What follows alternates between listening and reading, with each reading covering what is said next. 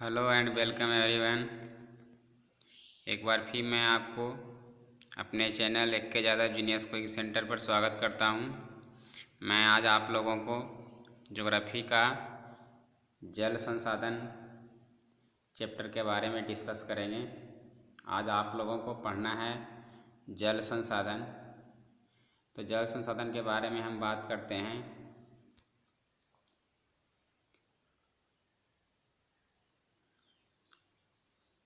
जल संसाधन में सबसे पहले हम बात करते हैं कि पूरे पृथ्वी पर जो जल का मात्रा है उसमें खारा जल, लवणीय जल महासागरों में 96.5% है। पहले ये 97.5% पढ़ने के लिए रहता था, लेकिन अब 96.5% ये खारा जल के रूप में महासागरों में पाया जाता है और मात्र 2.5% जो जल हैं वो मृदु जल हैं, शुद्ध जल हैं, मीठा जल हैं, अलवणीय जल हैं। और पृथ्वी पर जल की मात्रा 71% है। पृथ्वी पर 71% भाग पर जल है और 29% भाग पर स्थल है। इसीलिए पृथ्वी को जल की अधिकता के कारण हम नीला ग्रह कहते हैं। पृथ्वी पर जल की अधिकता के कारण इसे हम नीला ग्रह कहते हैं। एक बार फिर से ध्यान दें, महासागरों में जल की मात्रा कितना है? 96.5%। और पृथ्वी को कौन सा ग्रह कहा जाता है? नीला ग्रह कहा जाता है। पृथ्वी को नीला ग्रह कहा जाता है। उसके बाद हम बात करते हैं जल संसाधन में। जल संसाधन में जो भाग है ये भूमिगत जल के रूप में है और भूपृष्ठीय जल के रूप में है। भूमिगत जल के रूप में है और भूपृष्ठीय जल के रूप में है। तो जो 2.5% जल शुद्ध जल है उसका 75% जल बर्फ के रूप में है। 2.5% जो जल है उसका 75% जल किस रूप में है? बर्फ के रूप में है। तो बर्फ के रूप में 75% जल है। तो भूपृष्ठीय जल, जो पृथ्वी के ऊपर वो जो जल स्थित है, जो जल है उसको भूपृष्ठीय कहा जाता है। जो नदी में है, झील में है, तालाब में है, महासागरों में है। और भूमिगत जल का मतलब है पृथ्वी के अंदर वाले जल। तो जल संसाधन के अब उपयोग की हम बात करते हैं। तो जल संसाधन के क्या क्या उपयोग हैं? तो जल संसाधन का उपयोग मुख्य रूप से पीने के लिए भी किया जाता है। पीने के लिए किया जाता है। उसके बाद है विद्युत उत्पादन के लिए करते हैं, बिजली उत्पादन के लिए करते हैं, परिवहन के लिए हम परिवहन नहीं, ये मनोरंजन के लिए हम करते हैं, मछली पालन के लिए करते हैं, फिर कृषि खेती करने के लिए करते हैं, इसके बाद सिंचाई करने के लिए करते हैं। तो जल का मुख्य रूप से उपयोग क्या क्या है? पीने के लिए जल का मुख्य उपयोग क्या है? तो पीने के लिए हो गया, विद्युत उत्पादन में हुआ, मछली उत्पादन पालन में, मनोरंजन में, जल की कृषि में और सिंचाई करने के लिए करते हैं। उसके बाद से जल का साधारण रूप से कई सारे उपयोग हम करते हैं।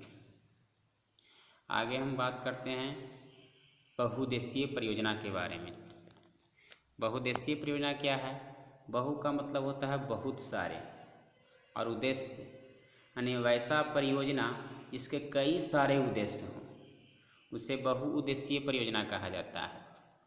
विभिन्न उपयोग इसके होते हैं, इसीलिए इस परियोजना को बहुउद्देशीय परियोजना कहा जाता है। इसे नदी घाटी परियोजना भी कहा जाता है। बहुउद्देशीय परियोजना को नदी घाटी परियोजना भी कहा जाता है। तो इसमें नदियों पर बांध बना करके इस परियोजना का विकास किया गया है, इसीलिए इसे नदी घाटी परियोजना कहा जाता है। इसके उद्देश्य कई सारे हैं। जैसे सिंचाई के लिए हम उपयोग करते हैं, बांध बना करके पानी का उपयोग करते हैं सिंचाई करने के लिए, जो नहर द्वारा निकाला जाता है। फिर विद्युत उत्पादन के लिए भी हम करते हैं, पेयजल की आपूर्ति होता है। पर्यटन के लिए भी करते हैं, मछली पालन के लिए करते हैं, और परिवहन की इससे सुविधा हो जाती है। और जो नदी पर बांध बनाया गया, और इन बांधों को भारत के प्रथम प्रधानमंत्री पंडित जवाहरलाल नेहरू ने इसे आधुनिक भारत का मंदिर कहा। क्वेश्चन एग्जाम्स में आते हैं कि कि बांधों को किसने आधुनिक भारत का मंदिर कहा था? तो पंडित जवाहरलाल नेहरू ने बांधों को आधुनिक भारत का मंदिर कहा था। उसके बाद हम चर्चा करते हैं जल संकट। जल संकट की बात करते हैं तो जल संकट क्या है? तो जल की उपलब्धता में कमी होने लगता है जब वर्षा कम होती है, तो इस कारण जल संकट की समस्या उत्पन्न होने देखने को मिलता है। तो जल की उपलब्धता में कमी होना जल संकट कहलाता है। जल की उपलब्धता में कमी होना जल संकट कहलाता है। जल की उपलब्धता में कमी होना क्या कहलाता है? जल संकट कहलाता है। और जल संकट के मूल कारण क्या क्या हैं? तो सबसे मूल कारण जनसंख्या विस्फोट, यानी सबसे जो जनसंख्या का वृद्धि दर है, तो जिस सभी जनसंख्या के लिए जल की मांग अधिक होती है, तो जनसंख्या विस्फोट हुआ। जल का अति उपयोग, हम लोग जल का उचित उपयोग नहीं कर रहे हैं, अनुचित उपयोग कर रहे हैं। और तीसरा है जल का दुरुपयोग। तो इस कारण से जल संकट की समस्या उत्पन्न हो रही है। हमारे बिहार में और पश्चिम बंगाल में जल के अति दोहन से और सैनिक की मात्रा बढ़ गई है। हमारे बिहार और पश्चिम बंगाल में जल दोहन से और सैनिक की मात्रा बढ़ गई है, लेकिन राजस्थान और महाराष्ट्र में जो जल है उसमें फ्लोराइड की मात्रा में वृद्धि हुआ है। एग्जाम्स में कई बार क्वेश्चंस आते हैं कि बिहार एवं पश्चिम बंगाल में किस तत्व का संकेंद्रण बढ़ा है? तो आर्सेनिक का। तो एक बार फिर से ध्यान दें, जल की अनुपलब्धता या जल की उपलब्धता में कमी होना जल संकट कहलाता है। जल संकट के मूल कारण जनसंख्या विस्फोट, जल संसाधनों का अति उपयोग और जल का दुरुपयोग करना। उसके बाद जल संरक्षण क्या है? तो जल संरक्षण, जल संकट की जो समस्या हो रही है उसे दूर करने का प्रयास करना जल संरक्षण कहलाता है। जल संकट की समस्या को दूर करने का प्रयास करना जल संरक्षण कहलाता है। इसके लिए राष्ट्रीय जल नीति बनाई गई 2002 ईस्वी में। पहले बनाया गया था 1987 ईस्वी में, लेकिन जो संशोधन करके फिर से इसे राष्ट्रीय जल नीति 2002 किया गया और इसके निम्नलिखित सिद्धांत दिए गए। राष्ट्रीय जल नीति के निम्नलिखित सिद्धांत दिए गए। जल की उपलब्धता है उसको बनाए रखना है, जल को दूषित होने से बचाना है और प्रदूषित जल को स्वच्छ एवं पुनर्चक्रण कर उपयोग करना है। इसके लिए जल संभर प्रबंधन वाटर शेड मैनेजमेंट का प्रयोग किया जाता है। इसमें हमारे देश में विश्व में सर्वाधिक वर्षा होती है मावसिन राम में। तो विश्व में सर्वाधिक वर्षा हमारे देश के मावसिन राम में होता है, जिसमें 25% वहाँ जल का प्रयोग किया जा रहा है। उसके बाद हम बात करते हैं बिहार के प्रमुख बहुउद्देशीय परियोजना।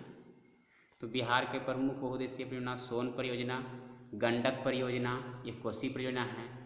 बिहार के प्रमुख बहुउद्देशीय परियोजना कौन कौन है? तो सोन परियोजना, गंडक परियोजना, कोसी परियोजना। अब क्वेश्चंस एग्जाम्स में कई बार आते हैं, प्राणियों के शरीर में जल की मात्रा कितनी होती है? तो पहले 70% होता था, अब बुक में आप लोगों को 65% पढ़ना है। प्राणियों के शरीर में 65% जल की मात्रा निहित होती है। और उसके बाद पढ़ना है अंतर्राज्यीय जल विवाद। ये भी क्वेश्चंस कई बार आए हैं। अंतर्राज्यीय जल विवाद, तो जो नदी का जो जल होता है उसमें लागत और लाभ के लिए, नदी के जल के लागत और लाभ के लिए 2 या 2 से अधिक राज्यों के बीच विवाद उत्पन्न हो जाता है। नदी के जल को लेकर 2 या 2 से अधिक राज्यों के बीच लागत और लाभ के लिए उस होने वाले विवाद को अंतर्राज्यीय जल विवाद कहा जाता है। अंतर्राज्यीय जल विवाद कहा जाता है। अंतर्राज्यीय जल विवाद कहा जाता है। उसके बाद है नर्मदा बचाओ आंदोलन। नर्मदा बचाओ आंदोलन, नर्मदा बचाओ आंदोलन। तो नर्मदा बचाओ आंदोलन, यहाँ आप देख रहे हैं मेधा पाटेकर जी, इन्होंने नर्मदा बचाओ आंदोलन का नेतृत्व किया था। ये गुजरात में सरदार सरोवर बांध जो बनाया गया है उसी के लिए ये आंदोलन चलाया गया था। और इस आंदोलन का नेतृत्व करने वाले कौन थे? मेधा पाटेकर। तो नर्मदा नदी पर सरदार सरोवर बांध ये गुजरात में बनाया गया है, इसके लिए चलाया गया जो आंदोलन है उसको हम नर्मदा बचाओ आंदोलन कहते हैं। इसको चलाने वाले मेधा पाटेकर हैं। ये भी क्वेश्चंस कई बार ऑब्जेक्टिव्स में आते हैं। नर्मदा बचाओ अभियान का नेतृत्व किसने किया था? मेधा पाटेकर द्वारा किया गया था। इसके बाद पढ़ना है अति सिंचन से जलाक्रांता की समस्या उत्पन्न होती है। ये पिछले क्लास में भी हम पढ़ाए हैं, ये मृदा संसाधन में भी पढ़ना है। तो thank you, all the best, please like, subscribe and share.